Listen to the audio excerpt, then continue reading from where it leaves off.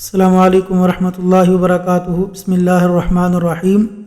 منافق کی علامات۔ حضرت عبداللہ بن عمر رضی اللہ عنہما سے روایت ہے کہ رسول اللہ صلی اللہ علیہ وسلم نے فرمایا کہ 4 عادتیں جس کسی میں ہوں وہ خالص منافق ہے، اور جس کسی میں چاروں میں سے ایک عادت ہو تو وہ بھی نفاق ہی ہے جب تک اسے نہ چھوڑ دے، اور وہ یہ ہیں: جب اسے امین بنایا جائے تو امانت میں خیانت کرے، اور بات کرتے وقت جھوٹ بولے، اور جب کسی سے عہد کرے تو اسے پورا نہ کرے، اور جب کسی سے لڑے تو گالیوں پر اتر آئے۔ تشریح: مطلب یہ ہے کہ جس میں یہ عادات ہوں تو اس کا نفاق ہر طرح سے مکمل ہے، اور اس کی عملی زندگی سراسر نفاق کی زندگی ہے، اور جس میں صرف ایک عادت ہو تو بہرحال نفاق تو وہ بھی ہے مگر کم درجے کا ہے۔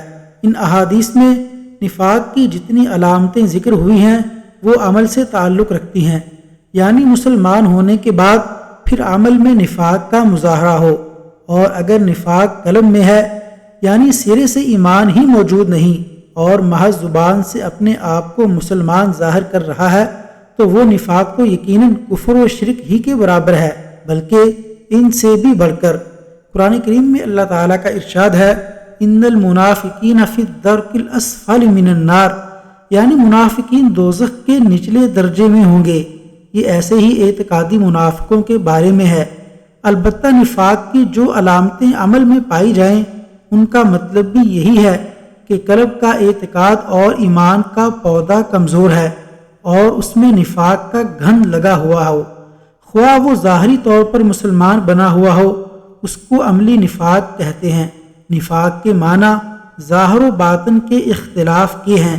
شرع میں منافق اس کو کہتے ہیں جس کا باطن کفر سے بھرپور ہو اور ظاہر میں وہ مسلمان بنا ہوا ہو۔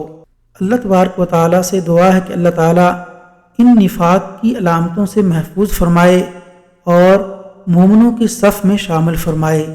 آمین یا رب العالمین۔